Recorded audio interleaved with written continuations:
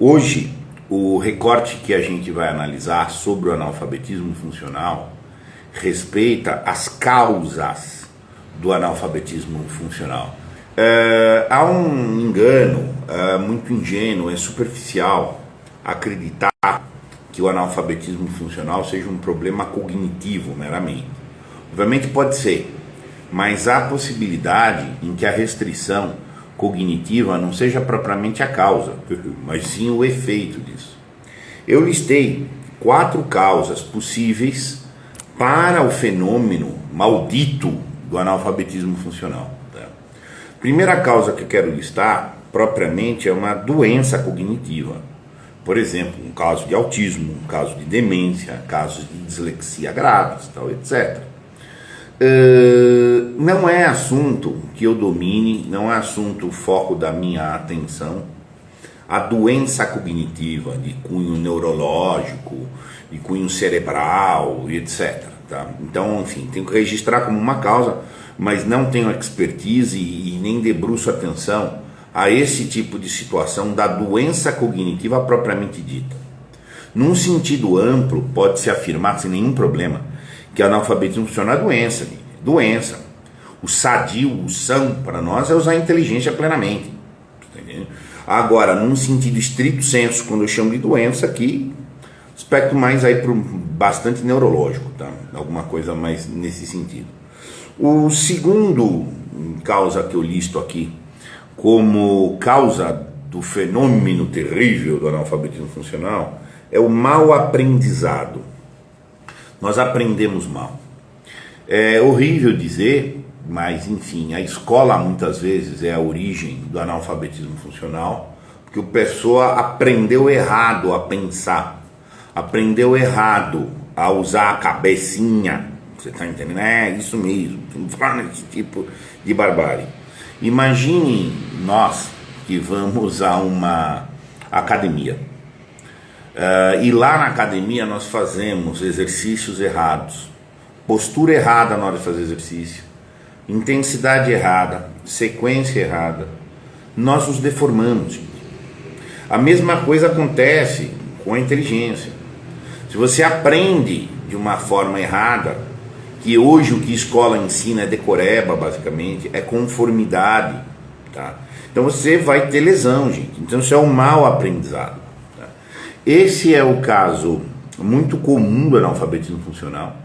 Esse é o caso que a gente vai dar mais atenção nas lives seguintes, imediatamente seguintes, e com dicas de como superar isso. Como é que então? Mesma coisa na academia, gente. Você descobriu que pegou hábitos de treino errado, tua saúde pode estar definhada, você vai ter que voltar, restabelecer a postura, estabelecer outros princípios básicos de exercício e voltar a crescer. Tá? Esse é o caminho. Parar imediatamente com as práticas. Tá? Outra causa, a número 3 aqui, para o analfabetismo funcional, e é muito comum, e eu atendo muita gente na mentoria com problemas assim, que é um embaraço psicológico. A pessoa pode ter motivos psicológicos pelo qual ela tem que se manter no analfabetismo funcional. Por exemplo, é horrível o que eu vou dizer, tá? Mas é real. A pessoa pode ter vergonha da sua inteligência. Sim? A pessoa pode desenvolver um senso de que desenvolver a sua inteligência é trair algumas pessoas. O número de pessoas que eu atendo, como na mentoria, em que reclamam que elas são ridicularizadas, elas são menosprezadas, tá? Desrespeitadas, porque elas cultivam a inteligência, é muito grande. Nos seus meios familiares. De maneira que inculca-se sutilmente uma ideia de culpa, uma ideia de vergonha, que é o uso da inteligência. Isso, inclusive, intrafamiliarmente. No meio social isso é muito fácil de ver. É só chegar o camarada, começa a falar corretamente, começa a ter rigor no que fala, falar coisas muito precisas, está sempre concentrado, se mostra que põe distância a quem está desconcentrado, não participa de conversas soltas, quebradiças, etc. Tá? O meio já faz chacota, o meio ridiculariza o inteligente. Então assim, então a pessoa pode acabar desenvolvendo vergonha de ser inteligente, para desenvolver inibição. Ah, mas o que vão achar? Tem outro problema muito comum no gargalo psicológico para analfabetismo funcional, que é o problema do perfeccionismo. O cara se torna perfeccionista. Então, se eu não vou saber absolutamente perfeito, eu não sei nada. Então aí eu fico me exigiria tanto de falar, de entender tudo tão completo e perfeitamente, que como eu não consigo, então já não faço. Tá? Isso é doideira, gente. Isso é uma doideira. Tá? Mas é comum. A gente vai enfrentar alguns casos aqui na série do analfabetismo funcional, desses porquês psíquicos e psicológicos, tá? Que inibem tanto as pessoas. Tá? Ridicularização, gente, é muito comum. Mas é muito comum. Se você quer vencer a barreira da ignorância, você tem que ser não só força cognitiva, você tem que ter uma força realmente psíquica, tá? Porque o tranco é grande, você vai ser ridicularizado. Você não tem que ter vergonha de ser inteligente. Você não está traindo ninguém por ser inteligente.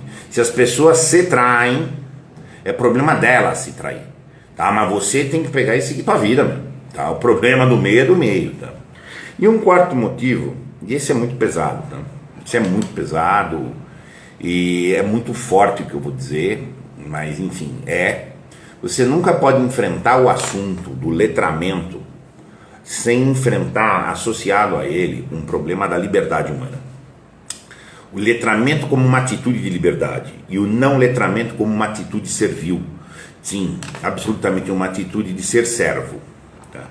É muito forte isso. Quem me acompanha aqui sabe que eu tenho duas linhas básicas de estudo. Uma linha da amorosidade, consciência e liberdade, e uma linha da educação clássica. Que não sabia exatamente o elo, o vaso comunicante entre elas. Até que eu descobri. É o masoquismo. Porque a atitude de analfabeto funcional pode ser uma atitude masoquista. E a atitude masoquista é uma atitude existencial de ser servo.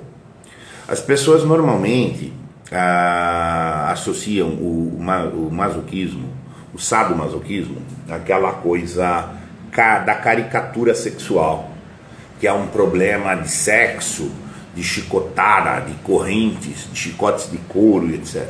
Isso também é masoquismo. Mas masoquismo, em essência, é a incapacidade de se bastar, é a relação simbiótica, precisa de alguém. É um escapismo da liberdade, é um medo de liberdade.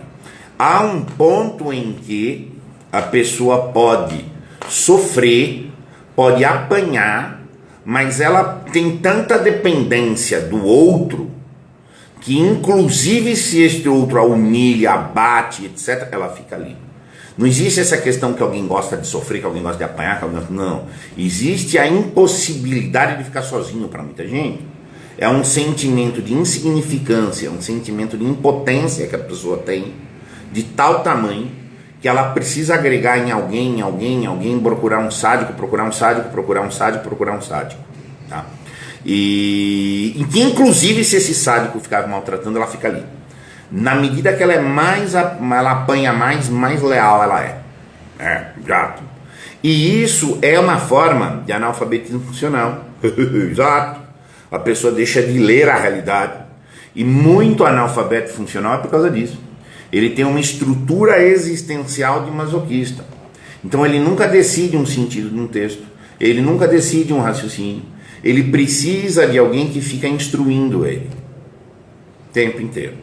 Por quê? Porque o ato de interpretar um texto ou qualquer coisa é um ato absolutamente solitário. Quando você estabelece uma interpretação, você está absolutamente sozinho. Aquele ato é único. Ele é sozinho e ele quebra um paradigma de estabilidade. Tá? O masoca, ele quer estabilidade. Ele já aprendeu que o sádico dele dá 3 chicotadas por dia. E se um dia o sádico der 2 chicotadas, ele entra em pânico. Porque ele já pôs na conta que é 2 chicotadas por dia, que é 3 chicotadas, como é que vai ser 2 hoje? Aí ele vai buscar, vai lá falar, sádico, mas e a terceira chicotada? Como é que vem? Você tá entendendo? Então assim, ele precisa da instrução. porque por si ele não é nada, ele tem que ser alimentado de fora. Desde Aristóteles, tá? Já estava mapeado uma grande divisão nas pessoas entre os que deliberarão por si e os que são dependentes da submissão, os que vão buscar a submissão, sempre vai buscar a submissão. E o analfabeto funcional faz isso, ele busca instrução. O que é para eu fazer, o que é para fazer, o que é para fazer, mas não eu entender, não eu ter um contato com a realidade diretamente. Então, esse caso é o mais grave, é muito difícil você libertar o masoca, é muito difícil. Os esquemas mentais que o masoca tem são terríveis. Ele pode achar que é a missão dele. Ai, mas a minha missão é apanhar mesmo, porque é um ato de amor. Eu apanho por amor, sabe? Coisas assim. Eu vou me emburrecer por amor, vai dizer um analfabeto funcional. Ai, mas eu não quero desagradar. Você está entendendo? Então esses são terríveis, são terríveis. Aristóteles trabalhava então entre o ser que decide por si e o que busca a submissão, que depois foi... Na literatura posterior foi cunhado entre o sadomasoquista e o homem livre. O sádico também é uma forma de masoca. O sadomasoquista é uma figura e o livre é outra. O oposto do masoquismo não é o sadismo, ele é o complemento. É a liberdade, a decisão por si em si, que é a liberdade que é a outra figura. Se o homem não exerce a sua liberdade, tá? É doença. Ponto. Se o homem não exerce a sua inteligência, é doença. Tá? Porque o ato absolutamente próprio da liberdade é a decisão. Decisão de interpretar, decisão de entender, pelo menos. Tá? Então, assim, 4 causas. Doença de cunho cognitivo, que eu não tenho cabedal, não vou mexer. O mau aprendizado, que é muito comum. Na nossa geração, quase todo mundo aqui foi alfabetizado pelo método método global de alfabetização, que já está mais do que demonstrado que foi uma barbárie que aconteceu sobre nós, mas vou ensinar como é que cura isso, tá?